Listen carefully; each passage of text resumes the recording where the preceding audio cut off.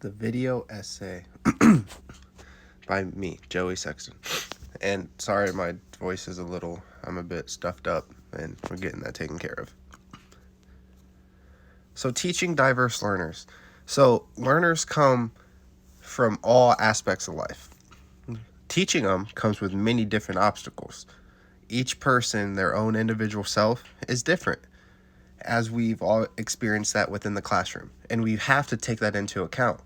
Not each person learns the same. There is a good saying I've heard is, if you tell a fish and a monkey to climb the tree, the monkey will know how, but the fish can't.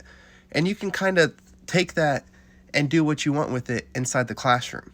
It kind of helps you understand how different learners can prosper in different ways, because the fish and the monkey, going back to that analogy, is if you tell them to swim, the fish is going to excel and the monkey will have trouble. So, you can use that and place two different learners in there, and it gives us a better example of how students learn different ways. And like I said, students come from all different backgrounds: rich, poor, middle class, etc. And we have to acknowledge this in the classroom, because some students have more resources, materials, access to the better materials, more family time at home. And the family time's a big thing, because some students can feel neglected and act out and not take school seriously, and all these different aspects of family time. And our priority as educators is to, yes, teach the content. That's very important. But we're also there to help the students achieve great things in their life. We want to help them become the best version of themselves.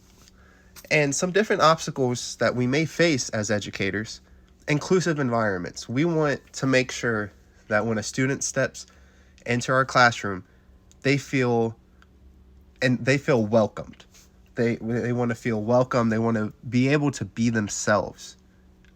Because excuse me, them being themselves will help them loosen up, will help them better understand what we're trying to say, better help them retain the information, rather than if they're on edge, constantly worrying about other things within their head.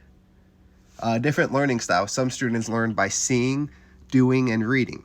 So if we can find a way as educators to allow students to be able to do all three, then we're helping them, and we're helping each different student in their own way.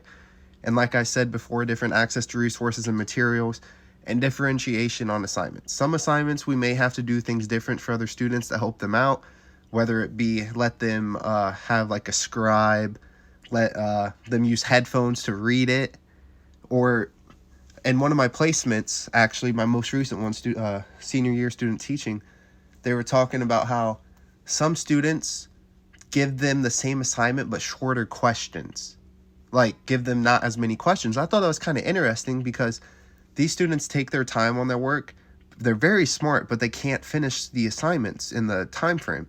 And the instructor was talking about how give them the same assignment but just shorten the questions up. That way they're able to do it. So, that's just one way. And like I said, inclusive environments. We want our classroom to be welcoming. We want it to be student-centered, welcomed, and included, comfortable. And like I said, the student is more relaxable and allows them to focus more on the content. And there are many different ways. There's no set one way. And one thing I noticed throughout, like, watching, like, friends of my friends' little brothers, and even my little brother, they love the LED lights in their classroom. And that's more so around the age of the students that I was around. They love the LED lights, and in my placements, some of the teachers had LED lights. So I would incorporate that into my classroom as well, as seeing these will help the students loosen up and feel more at home, which is what we want. We want them to be open and comfortable. And like I said, different learning styles. Excuse me. Going back to analogy, the fish and the monkey. Some students may be at a disadvantage if we only do it one set way. They can't transfer the material over into a way that they can learn. And my previous experience with the classroom, I try and incorporate all three styles in the lesson so that each student has the opportunity to learn how they learn.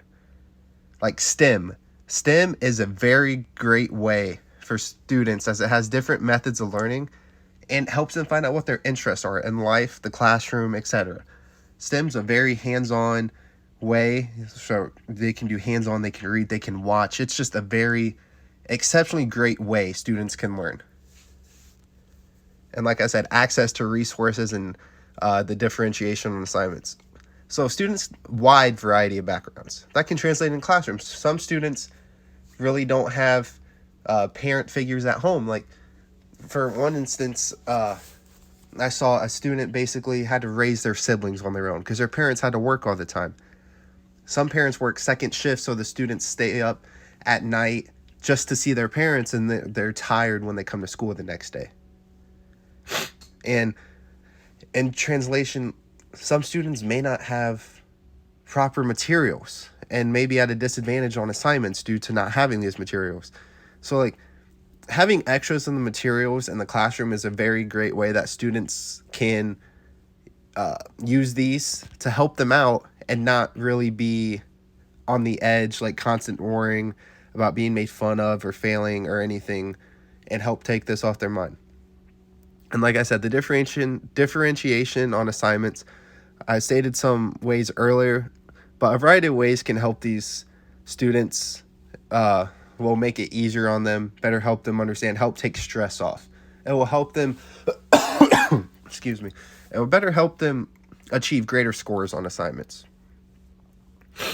Data-driven instruction. Now, I have a video here about the data, and I thought I am your narrator, Frank Avella. Here we're going to explore several different strategies for teaching to a classroom filled with diversity. Now, one of the most important steps in teaching to a culturally diverse classroom is to get to know your students. Know their background, know their history, where they came from, and what matters to them. Next, provide rationales and reasons for giving certain examinations or having an activity. Students from diverse backgrounds may not fully understand why standardized tests are important. Group work is a great way to help foster inclusivity into the classroom. Students develop soft skills and learn how to better communicate with one another. Also, there is opportunity for students to form friendships. Cultural sensitivity must be on display from the teacher. Otherwise, you wouldn't expect your students to show cultural sensitivity themselves. Parents of culturally diverse students and minorities should be welcome to the classroom, and it's an obligation of the teacher to reach out to them and form positive relationships with them. Culture studies are a great activity for elementary school teachers, high school social studies, and English as well. Students are assigned to research their own cultural backgrounds and present information on their backgrounds to the classroom. Every once in a while, educators should take the time to examine their own hidden biases with regard to cultural diversity in the classroom. If you're teaching in a predominantly black school, you should have some decorations that reflect their heritage, posters like Martin Luther King Jr. or Harriet Tubman. Not all groups perform the same on typical classroom tests. Some cultures place more importance on teamwork or the ability to create or build. When testing a culturally diverse classroom, consider incorporating alternative assessment. Teachers should also use different methods. They should vary the lesson structure and styles. Some cultures are more musical than others. There is the idea of cultural learning styles. There are a number of practices teachers can incorporate to support English language learners, such as speaking at a slower pace, enunciating their words, using realia, avoiding raising their voices, and many, many more. Teacher-student relationships is arguably the most important component of classroom success. Teachers may need to make extra effort to get to know the student. Go to their events. A multicultural curriculum allows students to learn the material that is written from a different perspective. It incorporates books and lessons from the students' own cultural backgrounds. It takes an open mind to even consider the suggestions from this presentation. Being open-minded allows us to put our differences aside and come together as a harmonious society. Teachers need to be aware of the soft bigotry of low expectations, where teachers, quote, dumb down their instruction because they believe their students won't be able to learn the material. As a way to empower students from minority backgrounds, provide choice in assignments. It doesn't have to be a lot, maybe provide the option to choose between 2 different readings. The digital divide describes the fact that some students do not have access to the internet or a computer at home. Yes, there are public libraries, but it's not always an option for students with poor socioeconomic backgrounds. Lastly, set communication expectations. Each culture has its own unique style of communication, which is acceptable for one student may not be acceptable for another group of students. Teachers need to be consistent with clear communication rules. Anyway, right now I want to say thank you for your time. Check the description for resources. Don't forget to subscribe to this. So as we can see, that video gave us a good set amount of different ways. Gathering data. So data as educators helps us see how students are doing, whether they retain the information, whether they don't retain. And so it helps us see what areas, what aspects of the information that we as educators need to focus on more for the students. And this data can help us lesson plan the material. So like we can spend more time on the areas that students are struggling with and less time on the areas that students are exceeding. We still touch on the area the students are exceeding with, but we just wouldn't spend as much time as the areas that they are struggling with. And so the data helps us see the students that are struggling and allows us the opportunity, if needed, to pull them aside. And by pulling them aside, we can help them learn a material in which the way they are able to retain it. So data helps us as educators. It makes the content more learner-friendly and personal. Students can relate this to themselves, to their lives, and helps bring them in. And it's used all the time in the classroom, as we can see. So the students on informative or formative assessments, we can see how they're doing. We take the data from that and we can transfer it into the lesson plans. We can touch back on content that the students may have trouble with. We can, excuse me, like I said, content that students are exceeding with, we still talk about it. We don't completely disregard it, but we just wouldn't spend as much time. Mini lessons.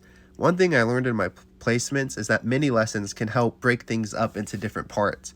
So there may be different groups of students that all struggle with different things, and if we combine the groups where they all have trouble with the same thing and talk with them in the small groups rather than the whole class, that could be greatly beneficial towards them.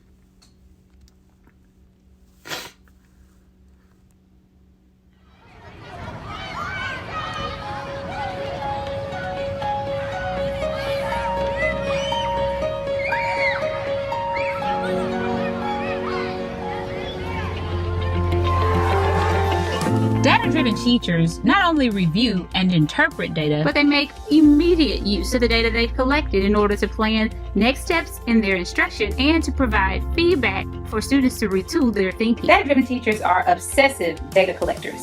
Teachers who are data-driven routinely assess where their students are in their learning, often on a daily basis. Okay, now I know what you're thinking. What teacher gives tests and quizzes every day? But just keep in mind, what is data? Data is so much more than quantitative measures that we collect from tests and quizzes. Data is simply information, useful information. That is, any information that can be used to help us make the best decisions about next steps in instruction.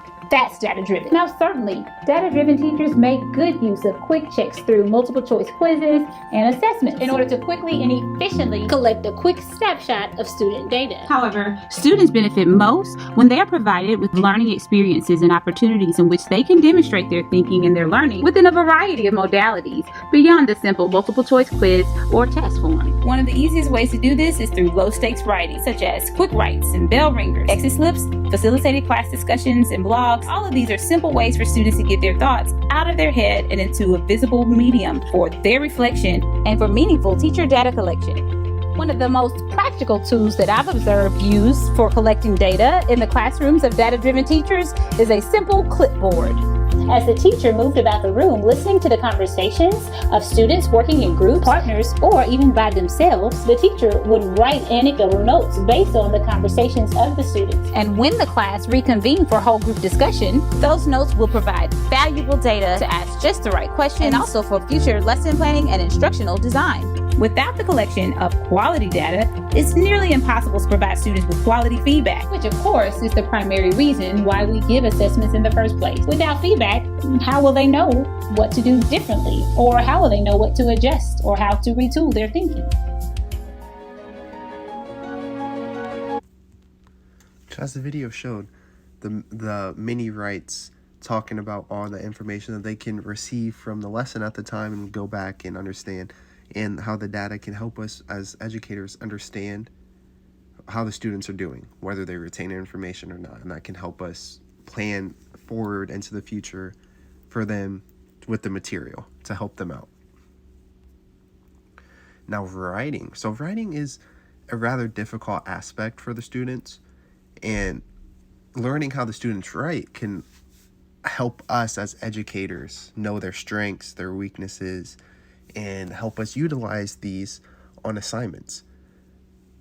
And so we can use their strengths and weaknesses to help them engage the students in a way that they would feel one with the assignment. Now, what I mean by that is how they feel. Some students can just feel disconnected and just do the work just to finish it. But some students, if they feel intertwined with it, can provide meaningful answers. And so that's what I mean by being like that. If students feel connected with the topic, then they can better understand how to do it. And progress monitoring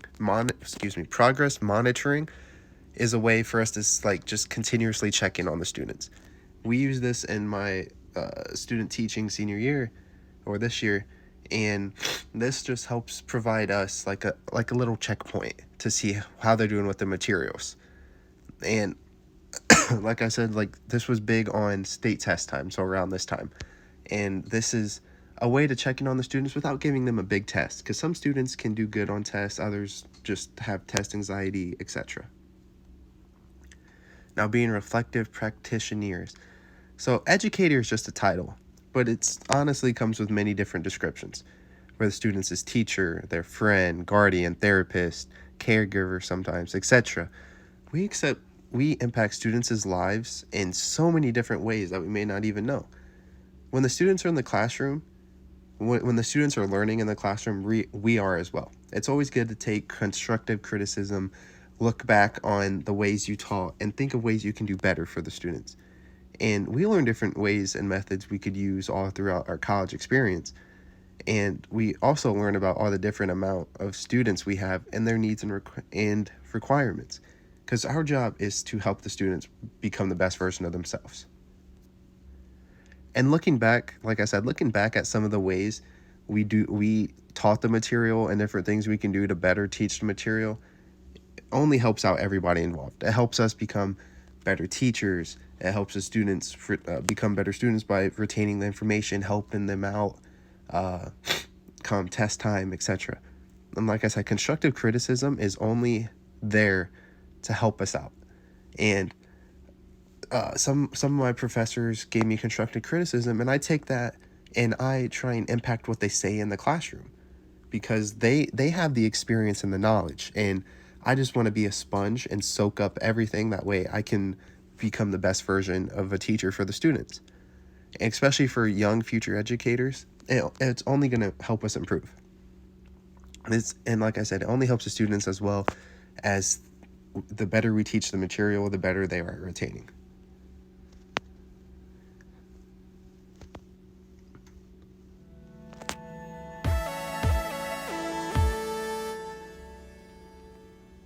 The halfway point in the school year is nearly here. Soon you'll have a couple of weeks to rest up from all of your hard work. You've certainly earned it. But before you go on your break, there's one essential thing you must do: reflect. Self-evaluation is key to developing as a teacher. When you give yourself time to reflect in the middle of the school year, you're able to focus on measuring your own growth as an educator. Pat yourself on the back for all of your accomplishments, but also look for ways to improve for the second half of the year.